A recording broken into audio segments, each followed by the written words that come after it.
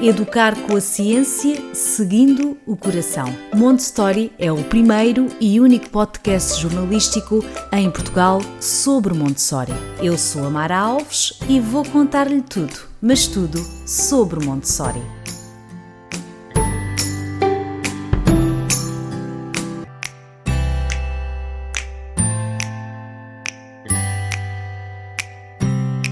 Olá a todos, bem-vindos ao podcast Montessori. Hoje vamos falar sobre o segundo plano de desenvolvimento, ou seja, dos 6 aos 12 anos. Fique desse lado.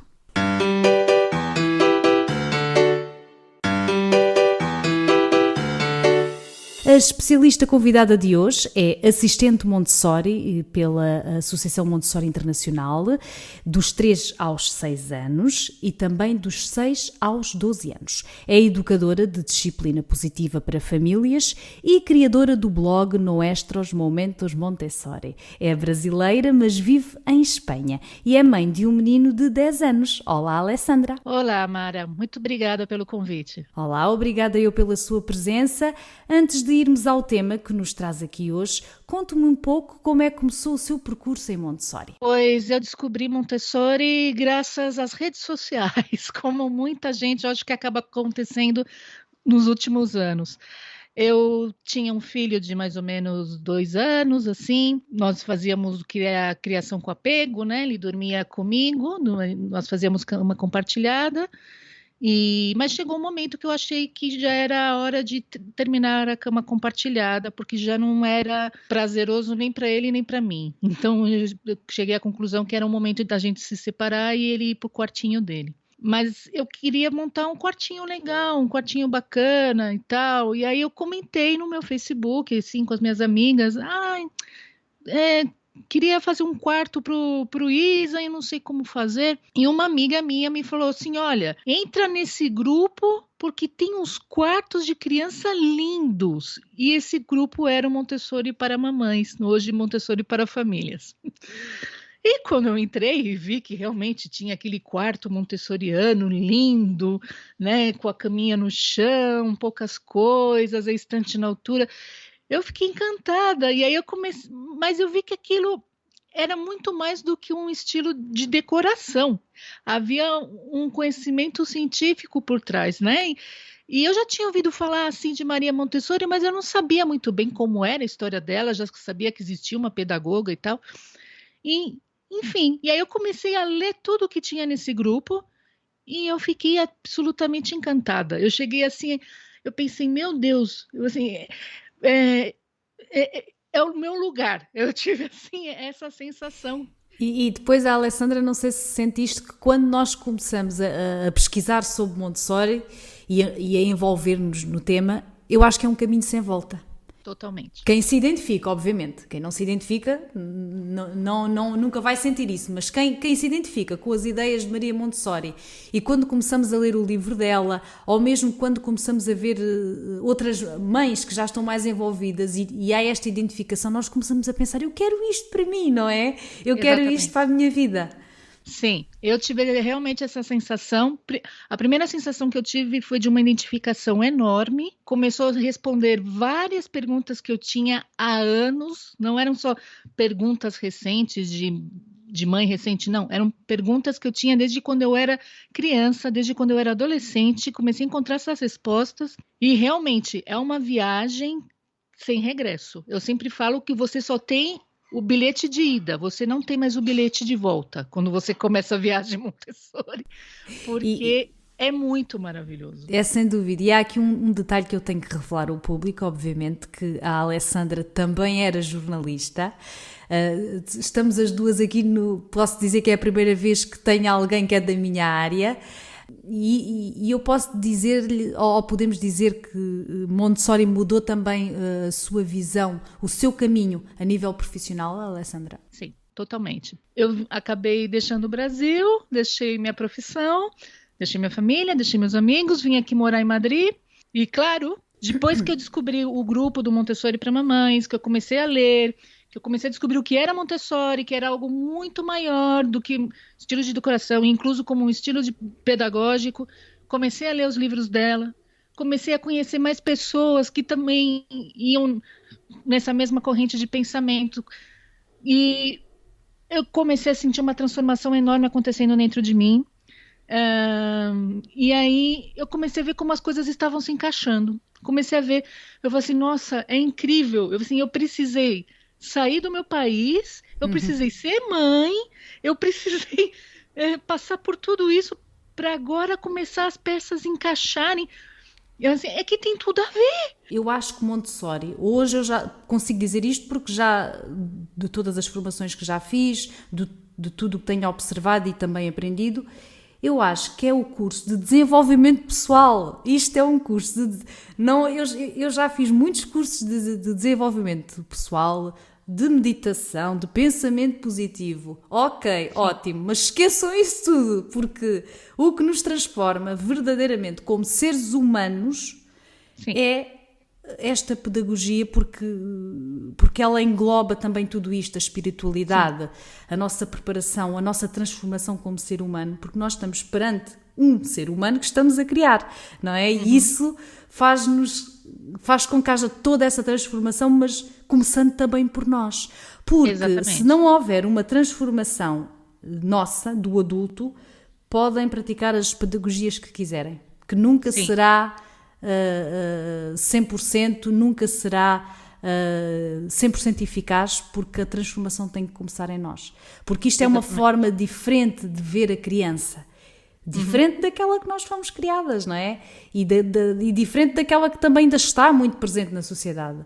E por isso é que é esta transformação que nos transformou a nós e tenho a certeza há muitas pessoas que nos ouvem. Mas quando, pronto, foi esse grupo, já percebemos, esse grupo alterou tudo, começou também a ver certamente, a falar também com outras mães, não é? Sim. E depois quando é que se deu o verdadeiro começou a ler. E esta sensação que eu agora estou a ter, mas certamente a Sandra já está nisso há muito mais tempo do que eu, quando é que foi aquela certeza mesmo? Eu sim, quero isto, eu não vou fazer mais, é isto que eu quero, eu vou defender isto, esta é a minha missão. Sim, eu vou te explicar. A princípio, quando eu descobri Montessori e tudo isso, a ideia que eu tinha era de ajudar meu filho, de dar uma educação melhor para ele, de proporcionar algo que a escola nunca iria proporcionar para ele, porque ele estuda numa escola tradicional, nós não temos possibilidade de pagar um colégio Montessori, porque é caríssimo. Então, eu pensei em fazer apenas um complemento para ele. Eu vou oferecer algo melhor para ele em casa.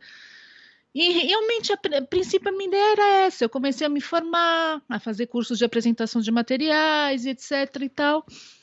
E comecei a usar esses materiais com meu filho, não sei o quê. E aí teve um dia, sempre tem um dia, né?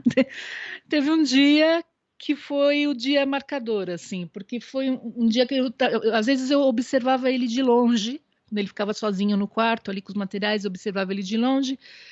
E aí teve um desses dias que eu passei assim pelo corredor e escutei que ele estava cantando. E sempre quando ele cantava, significava que ele estava concentrado. Eu já sabia isso, que quando ele cantava ele estava concentrado. Então eu me escondi num cantinho e falei, o que será que ele está fazendo? Porque ele está concentrado. E aí eu me escondi assim e eu vi que ele estava trabalhando com a Torre Rosa.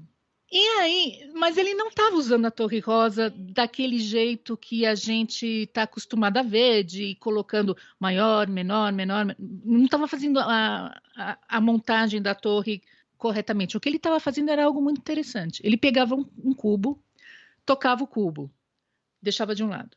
Aí depois ele pegava um segundo cubo, também tocava esse segundo cubo, deixava de um lado. Aí ele pegava um terceiro cubo, tocava o terceiro cubo e deixava de lado. Aí depois ele voltava para o primeiro e tocava e deixava de lado. E voltava para o segundo, tocava e deixava de lado. E assim ele ficou um tempo e cantando.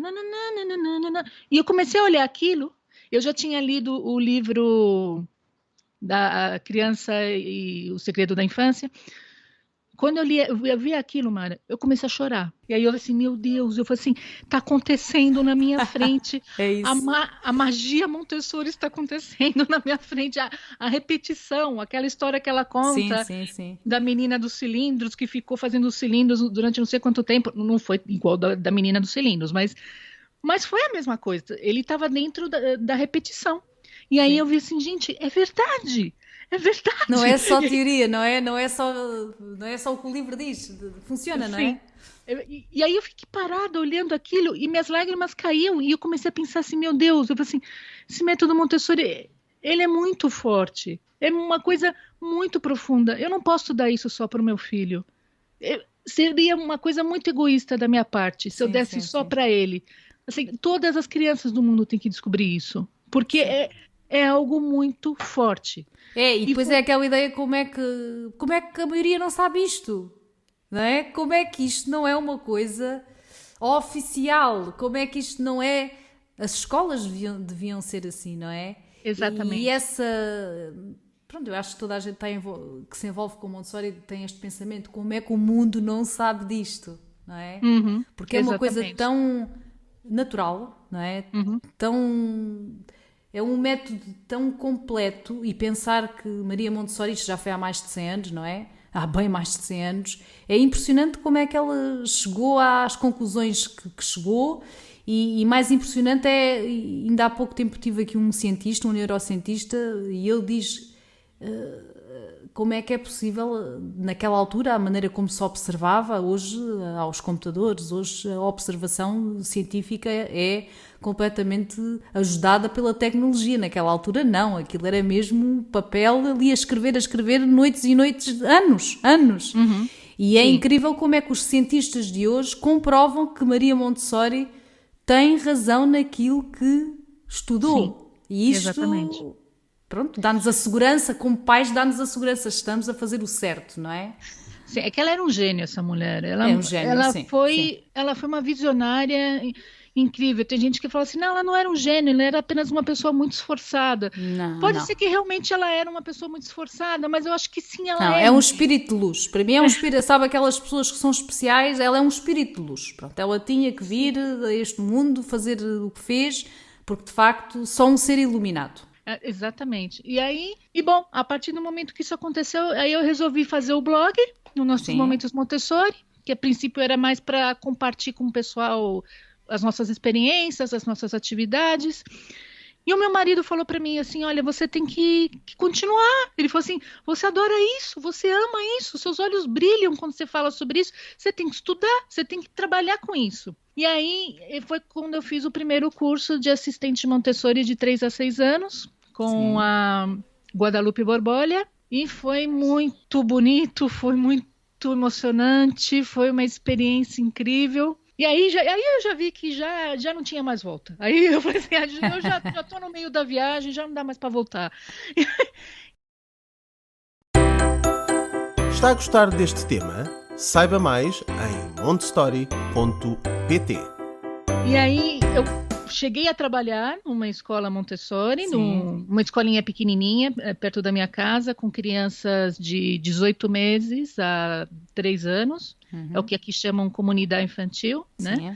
E estive com elas durante um curso só, um curso escolar. Foi uma experiência muito bonita mesmo. Eu aprendi muito mais com as crianças do que elas comigo. Até hoje eu fico lembrando delas, eu me pergunto onde será que elas estão, como será que elas estarão. Você pega um carinho enorme, até aquela criança que dava mais trabalho, que era mais difícil, até dele você tem carinho, porque, porque te muda muito por dentro. E hoje, pronto, aqui para entenderem, É, portanto, a Alessandra tem este blog, que é Nuestros Momentos Montessori, que depois eu uhum, vou deixar também o link lá no texto de apoio no montestory.pt a este episódio. Para além disso, também faz consultoria, não é? A famílias, sim, eu faço. não é? Portanto, já está aqui a cumprir a missão, não é? Digamos assim.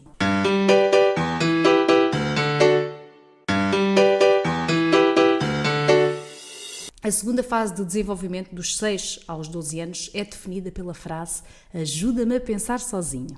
Alessandra, o que é esperado nesta fase? Pois, o que se espera, né, justamente referente a essa frase moto, vamos dizer assim, da mesma forma que para o primeiro plano, é o ajude-me a fazer por mim mesmo, no segundo plano é ajude-me a pensar por mim mesmo, porque da mesma forma que no primeiro plano o adulto ele tem uma importância muito grande no desenvolvimento da criança. Durante esse segundo período, ele também vai ter. Só que agora é um desafio muito maior, porque agora a criança de 6 a 12 anos ela entrou num plano abstrato. A parte pré-frontal do cérebro dela já está muito mais desenvolvida, então é quando ela começa a fazer questionamentos muito filosóficos, começa a questionar muito sobre a nossa sociedade, sobre o mundo à volta, o nosso comportamento, as nossas atitudes, e a criança, quando você menos espera, ela vai te soltar uma pergunta assim, super profunda, ela vai perguntar, por exemplo, mãe, por que tem pessoas que moram na rua? Mãe, por que existem as guerras? Ou então, se tem ou agora que está tendo a pandemia, eles começam a te perguntar, mãe, por que tem gente que não quer ser vacinada? Porque eles estão assistindo na televisão e eles já começam a entender e querem compreender como funciona a sociedade. Então, esse é o grande papel do adulto preparado durante a etapa dos 6 a 12 anos. Ele tem que ser um facilitador, certo? Um facilitador para ajudar a criança, por exemplo, se acontece um conflito na escola Montessori ou na família, um conflito entre a criança, o adulto ele entra como um facilitador desse conflito, mas ele não vai interferir, ele tem que facilitar de tal forma que as não vai resolver. Crianças resolvam. É isso, não vai resolver. Sim, ele tem que facilitar de tal forma que as próprias crianças resolvam aquela questão, certo? E a outra coisa paralela seria fomentar o conhecimento dessa criança. Ela tem que ajudar a criança a encontrar as suas respostas, as respostas que ela está procurando, e tem que fazer que aflore aquela motivação intrínseca da criança. A criança ela tem que buscar uma motivação interna dentro dela.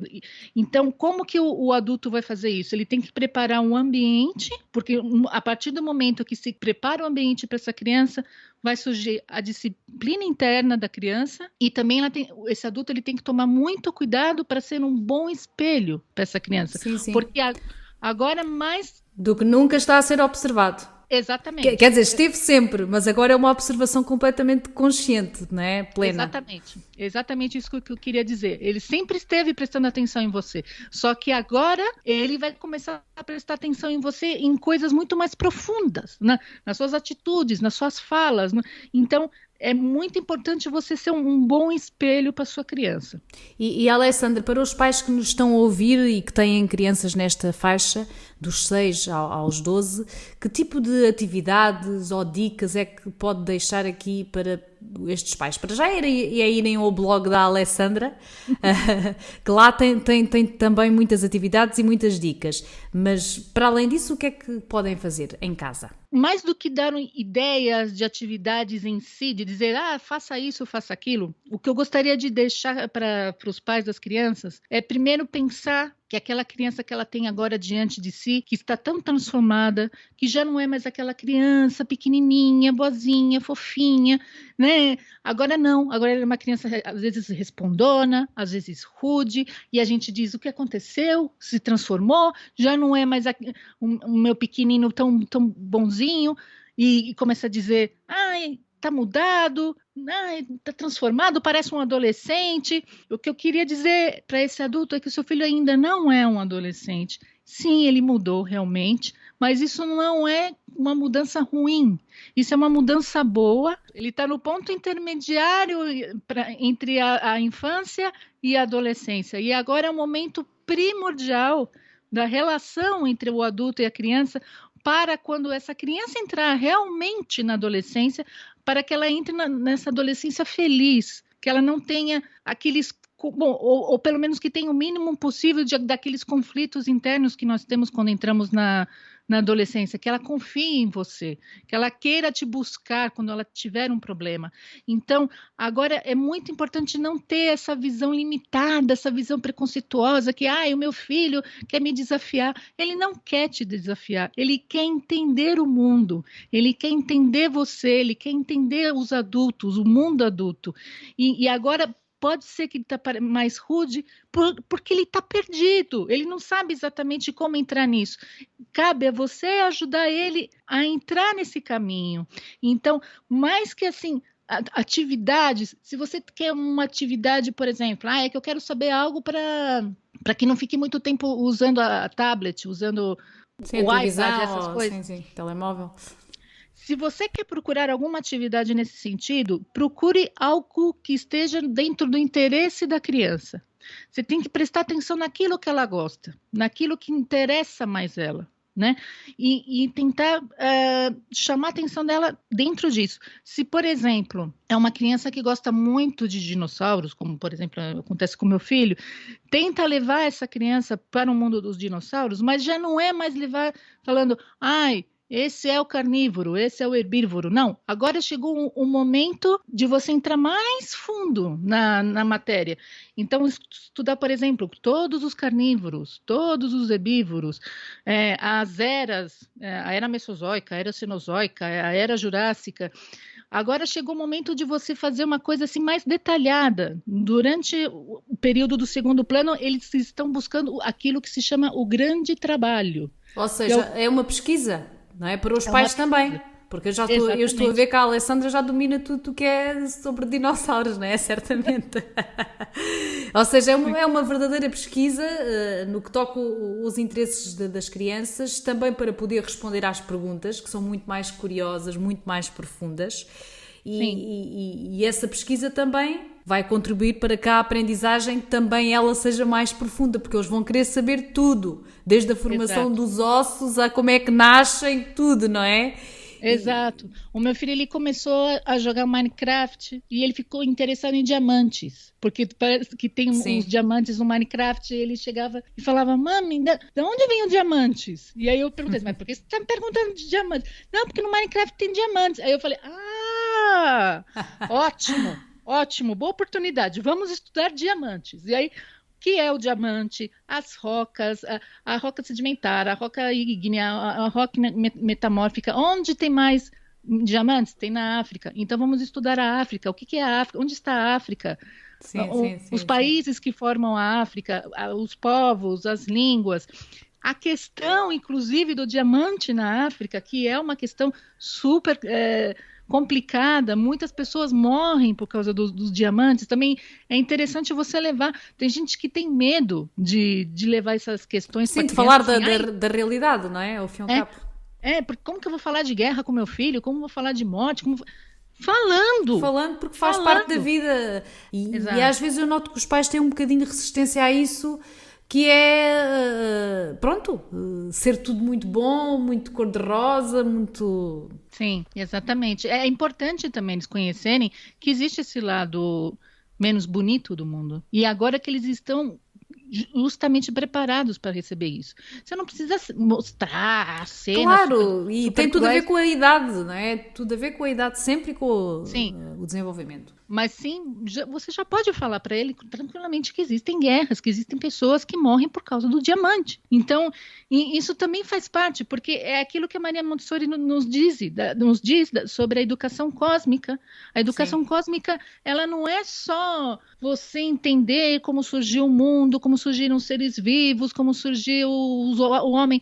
Não é só isso. O grande barato, que eu costumo dizer, da educação cósmica é essa ideia de que está tudo interligado e tudo depende do outro. Sim. E quando você entende que tudo depende de outra coisa, surge um sentimento de amor, um sentimento de gratidão. Exato. E que nós somos apenas mais uma peça que existe dentro deste universo, que não somos só nós, não é? Existem os animais, existe uma imensidão de outras coisas e às vezes parece também que a educação e a forma de criar também segue por aquele caminho do tal endeusamento, não é? Tu és um deus, tu és um príncipe, tudo. Às vezes os pais têm um bocadinho essa, pode ser inconsciente, obviamente, mas de endeusarem, e isso depois, por isso é que depois há aquelas questões, o meu filho é tão egoísta, ou aquele desamor que existe, falta de compaixão, e às vezes noto isso em adolescentes de hoje. Há uma grande falta de compaixão. Por exemplo, eu lembro-me de ser miúda e de me encantar com as histórias das outras pessoas, não é? de me inspirar, aquela pessoa saiu daqui e fez isto, maravilhoso. E às vezes eu noto que os adolescentes de hoje, eles não querem saber nada disso, eles não querem saber quem foi o não sei quantos e o que é que fez, eles estão centrados no mundo deles. Eu não sei se isso tem a ver com a educação ou se também poderá eventualmente também ter com a própria personalidade de cada pessoa, mas tenho para mim que também deve ser muito resultado daquilo que foi dito quando eles estavam a crescer, obviamente.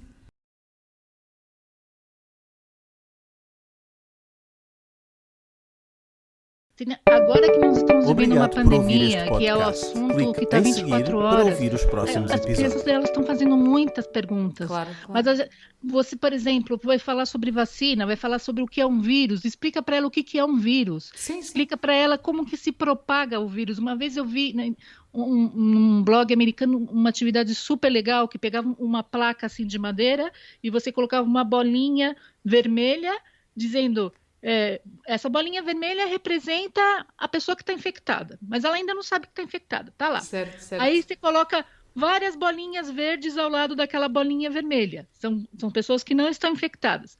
Mas aí, o que acontece? O vírus passa para elas. Aí todas aquelas bolinhas verdes se transformam em bolinhas vermelhas. Não, E mas aí você coloca... E às vezes o elemento visual é muito importante, e mais nesta fase, não é? Eles precisam de ver, não é só dizer, não é? Exatamente. É ouvir, ver e fazer, não é? Sobretudo Exatamente. fazer. Mas quando é estas questões de explicar as coisas, é muito importante às vezes talvez mostrar um documentário, ir a um museu, ir a uma exposição, porque aí para além da informação que já têm a oral, também estão a ver, não é? Exatamente, isso eu também ia falar. É importante também você levar a criança para o museu, mas quando você for levar essa criança para o museu, deixa ela programar a visita para o museu. Ok. Não deixe tudo na sua mão. Ajuda ela a bolar o passeio. Então fala para ela assim, nós vamos visitar o Museu X. Tá, vamos visitar o Museu X. Então vamos procurar. Onde está o Museu X? O Museu X está na rua tal. E como que a gente faz para chegar na rua tal? A gente tem que pegar o metrô. E como que a gente pega esse metrô? E isso tudo a criança que vai fazer. Porque ela vai se sentir envolvida, não é? Exatamente. Ela tem que descobrir como que fazer o caminho para chegar no museu, como que chegar no museu, quanto custa a entrada no museu. Inclusive, no momento que ela estiver ali no museu, na bilheteria, ela tem que pagar a pessoa que vende a entrada. Se a pessoa da entrada deu o troco... melhor, ela tem que controlar aquele troco para ver se está correto. E isso tudo ela tem que fazer sozinha, sem nenhuma interferência do adulto. Porque, mais uma vez, não se esqueçam, educação para a vida, não é? Exatamente. Portanto, todas as atividades têm sempre esta ideia inerente. Não é só ensinar a criança, sei lá, a ir ao museu, é envolvê-la em tudo, porque isso vai fazer parte da sua vida, não é? Desenrascar-se. Exatamente. Contar o dinheiro, saber que há transportes, saber como é que se tira o bilhete, tudo isso um dia vai fazer parte da vida dela também, não é? Exatamente. Se você for professor, se estiver me escutando algum professor, se você estiver trabalhando um tema com seus alunos, que você perceber que os alunos estão muito envolvidos, estão muito interessados e eles não param de perguntar a respeito, e chegou um momento que o livro didático já não está respondendo as perguntas que essas crianças estão fazendo, procure um especialista daquele tema para ir ao colégio, para falar com essas crianças. Isso também é muito legal. Por exemplo, vamos supor que você está estudando sobre vulcões, e chega um momento que as crianças já fazem tantas perguntas sobre os vulcões que os livros já não respondem. Chega a um ponto que no livro não basta, isso é certo. Exatamente. Então, o que você pode fazer? Convida um geólogo, uma pessoa especializada em vulcões, para ir à escola, conversar com essas crianças, que as crianças conversem com ele e perguntem o que elas quiserem a respeito dos vulcões para esse especialista. E que esse especialista conte para elas isso. Vai ser maravilhoso, vai ser uma aprendizagem lindo para elas. Para todos, para os adultos também, não é? Porque nós também há coisas que vamos reaprender, não é? A ideia que fica aqui, para que se faça aqui um resumo, é o que a Alessandra disse: A vossa criança não está a competir convosco e não vos está a provocar e nem está a fazer de propósito para vos tirar do sério, não é? Exatamente. Ela apenas está numa fase de grande desenvolvimento a nível de curiosidade e de entender o que é o mundo, não é? Portanto, muita paciência, não é? Muita paciência, isso é sempre, não é? Mas nesta fase, muita paciência e procure acompanhar a curiosidade da criança que tem, não é? Os seus interesses, alimentar esses interesses de uma forma mais ampla, não é? Não ser só nos livros, não ser só na conversa, isso acho que é o que fica aqui. Mais alguma coisa? Pois não, era isso. O que eu queria dizer é que a gente sempre tem que observar a criança, Sempre. né? É a lição que a Maria Montessori nos diz. Não existe método Montessori sem observação. E, inclusive, durante essa época dos 6 a 12 anos, a observação é tão importante quanto quando eles eram mais pequenos. Sim. Só que agora essa observação ela muda. Já não é mais aquela observação que você prestava atenção no movimento da criança, como que ela pega o objeto. Já não. Agora você tem que prestar atenção ao que ela está te dizendo. Sim, é isso que ela diz. O que ela está dizendo e como ela está se relacionando com um grupo, como se ela relaciona com as outras crianças que estão com ela. Você tem que prestar atenção nisso. O que ela te diz e como que ela se relaciona. Isso tudo você tem que anotar para poder ir sacando as conclusões do que ela está pedindo, do que ela está necessitando. E assim você vai poder ajudá-la. Muito bem. Acho que ficámos aqui com informação super preciosa e se ficou com mais vontade de saber mais sobre este método e em especial nesta etapa dos 6 ou 12 anos, também o convido a ir à página da Alexandra em nuestrosmomentosmontessori.com, que eu vou deixar depois lá no texto de apoio, e no Instagram @nuestrosmomentosmontessori, e também tem lá muita informação e muitas destas dicas que podemos ver. E antes de me despedir, eu quero deixar aqui um convite aberto a todos aqueles que praticam Montessori em casa, ou que sejam assistentes ou guias, proprietários de espaços Montessori em Portugal, ou que de algum modo estejam ligados a Montessori, entrem em contacto com o Montessori, porque eu adoraria poder ouvir as vossas experiências e nunca se esqueçam que Montessori é partilha. Basta enviarem uma mensagem ou um e-mail e terei todo o gosto em ter-vos aqui. Alessandra, chegou a hora de nos despedirmos, já vamos bastante avançadas aqui no nosso tempo, foi um prazer imenso ter aqui uma jornalista, primeira vez que tenho aqui esta identificação com muitos detalhes até nos nossos percursos. Foi um prazer imenso, muito obrigada pelo seu tempo. Muito obrigada, Mara. Eu que estou feliz, muita honra de ter participado do seu podcast. Primeira vez que eu sou convidada a participar de um podcast e a experiência foi muito bonita, muito gostosa mesmo. Obrigada pelo público que nos ouviu. Enfim, muito obrigada. A porta dos nossos Momentos Montessori vai estar aberta para você sempre. Muito obrigada eu. E aqui me fico, se querem saber mais sobre Montessori, basta ir ao nosso site montessori.pt, seguir este podcast no Spotify e no nosso Instagram. É muito fácil procurar-nos nas redes sociais. Estamos juntos, estamos neste caminho. Adeus e até para a semana.